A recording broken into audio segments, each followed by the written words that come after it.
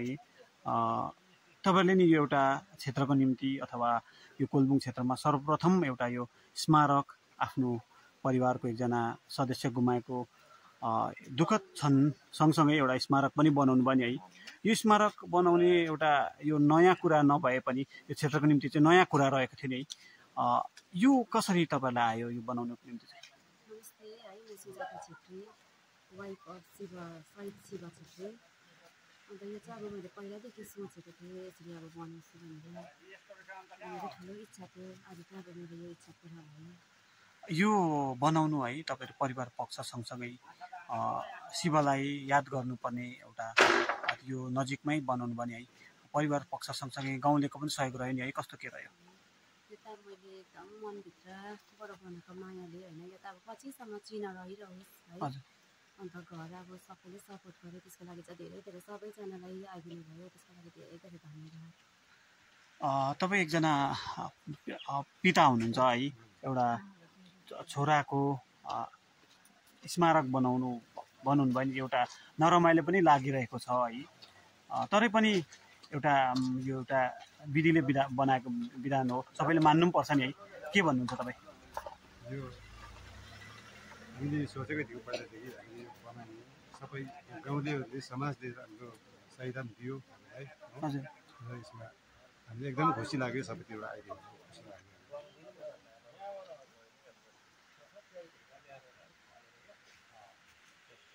है। अन्तमा तपाईँ एउटा उहाँको पत्नी हुनुहुन्छ, के भन्न चाहनुहुन्छ सम्पूर्णलाई?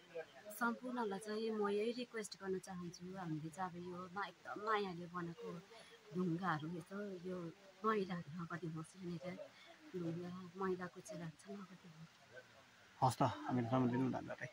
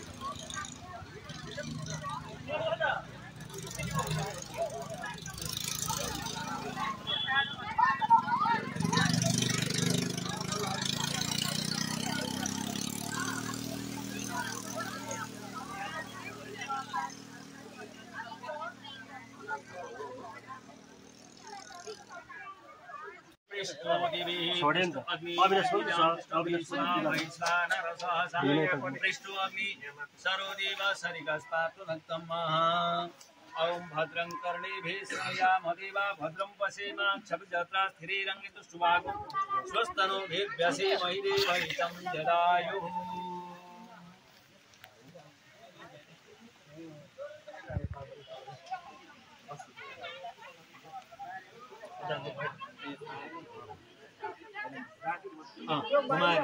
यहाँ नराखौँ, बाहिर राखौँ। हरे ओम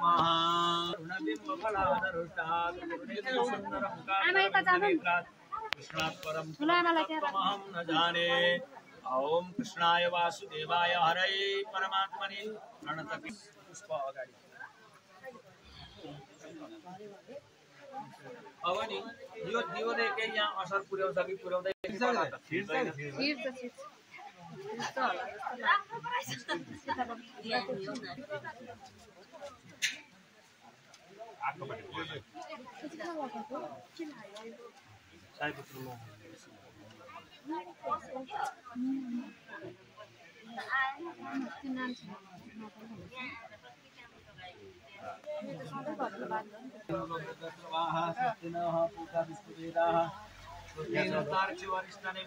स्वस्ति नो बृहस्पतिर्दधातु। अब तपाईहरु यता निस्किँदा भयो है, माला ल्याएर अहिले लागिँदा हुन्छ। अब अन्य कार्यक्रम अब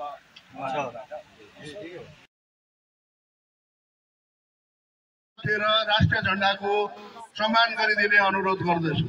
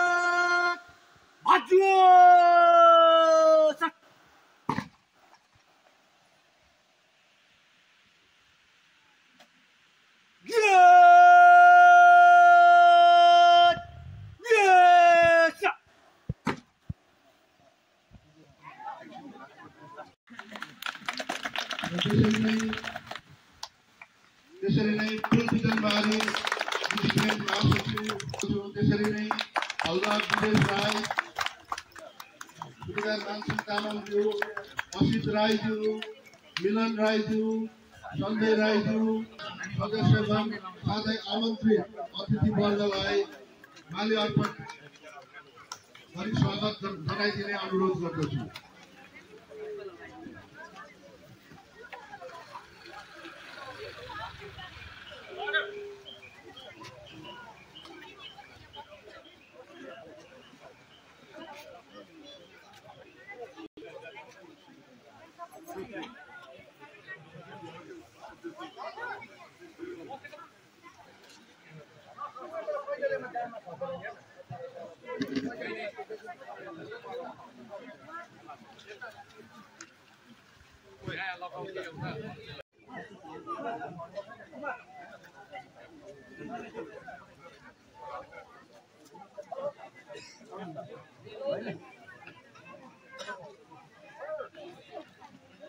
र विशेष यस कार्यक्रममा शिव छेत्री, स्वर्ग शिव छेत्रीका पिता गोपाल छेत्री, माता साथै बुहारी सुजाता तामाङ छेत्रीलाई पनि अगाडि आइदिने अनुरोध गर्दछु।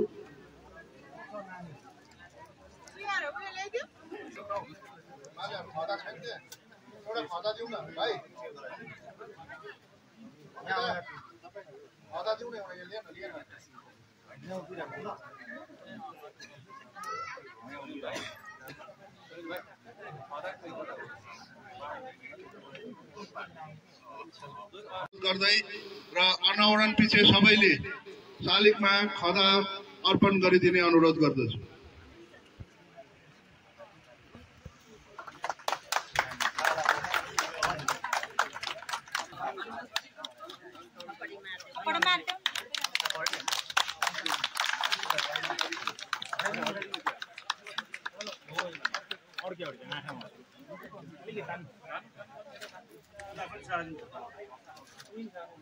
गुत्ताटीको साथ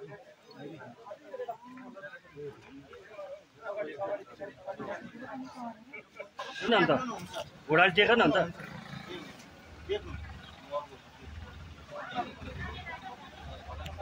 दियो हेर यहाँ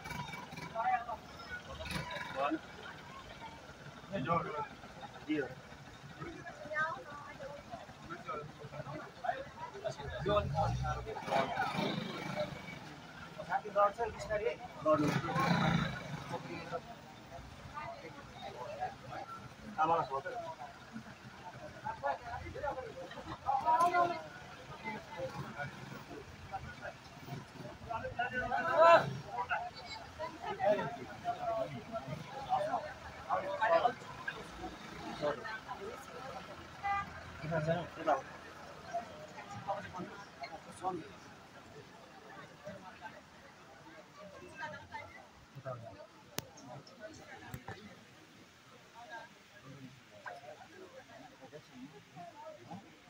अहिले लाग्नु हुन्छ नि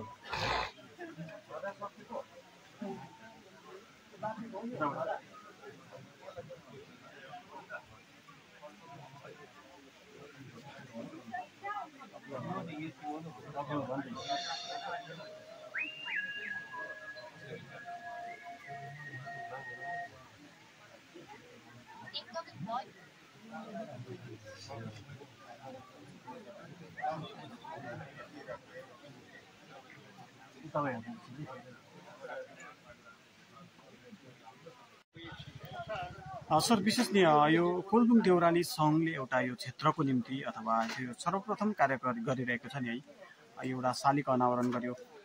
वास्तवमा यो एउटा नौलो कुरा नभएर एउटा सराहनीय कार्य पनि रह्यो नि है। दर्शकलाई अलिकति जानकारी गराउनुहोस् न कस्तो विशेष है। अब यो परिवार पक्षले यहाँनिर है हाम्रो शिव छेत्री भाइ अब आजभन्दा 1 वर्ष अगाडि है स्वर्गवास भएको थियो र उहाँ आर्मीमा है एउटा फर्स्ट 11 इयरमा कार्यरत हुनुहुन्थ्यो र उहाँको परिवार पक्षको एउटा इच्छा हुँदाखेरि चाहिँ एउटा शालिग निर्माण गर्ने अब उहाँहरूले इच्छा राख्नु जाहेर गर्नुभयो र आज अनावरण पनि भयो र यो कुरा एकदमै राम्रो कुरा हो। किनभने विशेष उहाँको एउटा सम्झना सधैँ याद रहिरहन्छ है।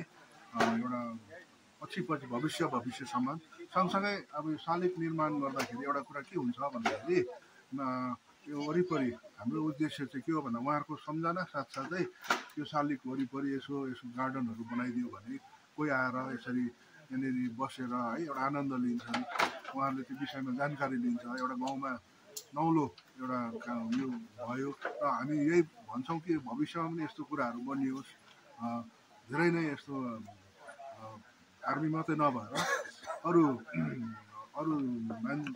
सर्वसाधारण पनि यसरी बित्छन् जान्छन् है। उहाँहरूको नाममा चाहिँ हामीले अरू कुराहरू गर्छौँ तर सधैँ रहने एउटा त्यसमा एउटा कन्सेप्ट क्रिएट गरेर एउटा सानो गार्डनहरू जस्तो है उहाँ गाउँमा एउटा कुनै किसिमको एउटा त्यहाँनिर एट्र्याक्सन पोइन्टहरू जस्तो बनाइयो भने चाहिँ उहाँहरूको नाम पनि रह्यो, सँगसँगै त्यो जग्गाबाट एउटा हामीले अर्को फाइदाहरू पनि हुनसक्ने सम्भावनाहरू देखेका छौँ। कोही आएर यहाँनिर बसेर यसो गार्डन नजिकमा वरिपरि भयो भने कोही आनन्द लिनु पनि आउँछन्, यसो टुरिस्टहरू पनि आएर बस्ने गर्छन् र यसो जानकारी लिन्छन्, यस्तो रहेछ भन्छन्। एउटा त्यो जग्गा एउटा प्रचलित हुँदै जान्छ जस्तो लाग्यो मलाई र यो कुराहरू बनाउनु एकदमै जरुरी जस्तो लाग्यो। यो नि एउटा ऐतिहासिक कुराहरू पनि भयो है। यो क्षेत्रमा नै सायदै सर्वप्रथम एउटा यो शहीदको अनावरण अथवा शालिग अनावरण भएको हुन्छ नि है। वास्तवमा तपाईँले कस्तो लिनुहुन्छ? यो त अब फर्स्ट टाइम नै हो।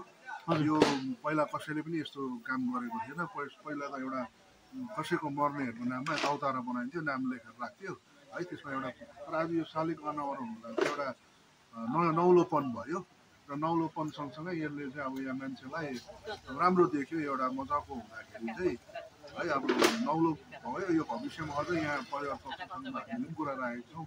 वरिपरि जग्गाहरू छ, स्पेसहरू छ, एउटा गार्डनहरू बनाइदियो, अलिक बस्ने जग्गाहरू बनाइदियो भने यो जग्गामा आएर मान्छेहरूले है अगाडि मन्दिर पनि छ र एउटा आस्थाको केन्द्र पनि बनेर जान्छ र राम्रो हुन्छ जस्तो लाग्यो मलाई। यो एउटा समाजले इनिसिएट गरेर यो कार्य गर्यो नि है। वास्तवमा समाज कतिको सहभागिता रहेको थियो? समाजमा यसले उहाँहरूले पहिला नै यो विषयमा हामीलाई जानकारी दिएको थियो समाजलाई है, यस्तो गरौँ भनेर सल्लाहमा, र हामीले पनि उहाँहरूलाई प्रोत्साहन गऱ्यौँ, गरेको राम्रो एकदमै। तपाईँहरूले मेला आऊ चाहिँ हामीले उहाँहरूलाई के भनेको छौँ भन्दाखेरि अझै वरिपरि गार्डनहरू बनाऊँ, एरिया छ है, मजाले एउटा प्रोटेक्टिभ गरेर त्यसलाई अझै एउटा ब्युटिफिकेसन, विशेष वरिपरि ब्युटिफिकेसन गऱ्यो भने यहाँ आएर मान्छेहरूले आनन्द लिन्छ। त्यही कुरा हामीले उहाँहरूलाई जानकारी दिएको छौँ।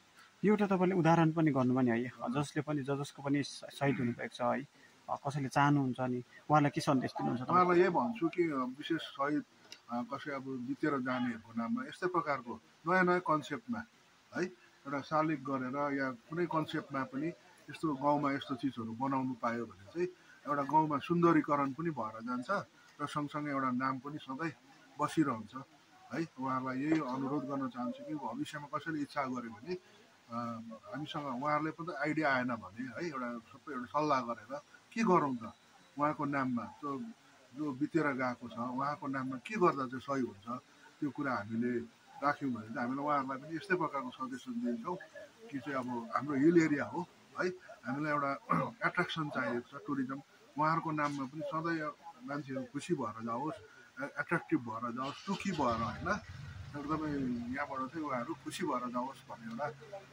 राम्रो भावना लिएर जाओस्, हाम्रो कन्सेप्ट त्यही रहन्छ। हुन्छ, थ्याङ्क यू सो मच है समय दिनुभयो। तपाईँ एउटा क्षेत्रको भूतपूर्व सैनिक पनि हुनुहुन्छ है, यो स्मरणीय रहने काम पनि आज यो क्षेत्रवासीले गरे नि है। तपाईँ एउटा भूतपूर्व सैनिक नाताले तपाईँ के भन्नुहुन्छ? एउटा भूतपूर्व सैनिक नाताले गाउँवासी पनि र हाम्रो बितेर जाने भाइ है, उहाँको नाममा जुन एउटा शालिग निर्माण गरियो परिवार पक्षबाट एकदमै उच्च कोटिको एउटा काम भनौँ है, जो चाहिँ अब भविष्यमा पनि आउँदो पिँढीहरूले शालिग मार्फत है उहाँले गरेको जुन कार्य थियो एउटा सो कार्य स्मरण रहन्छ, याद दिलाउँछ घरिघरि है। र हामी सम्पूर्ण एउटा भूतपूर्व सैनिक हाम्रो गाउँको पक्षबाट भन्नुपर्दाखेरि हाम्रो बितेर जाने भाइको परिवारलाई है एकदमै धन्यवाद छ। र आउँदो दिनहरूमा पनि है सायदै हामीले यस्तो प्रकारको शालिग निर्माणहरू गर्नु नपरोस् है, र फेरि पनि जो भयो भइगयो होइन। र उहाँले एकदमै राम्रोसँग अब उहाँको परिवार पक्षलाई है दोहोऱ्याएर मैले धन्यवाद दिन चाहन्छु। धन्यवाद।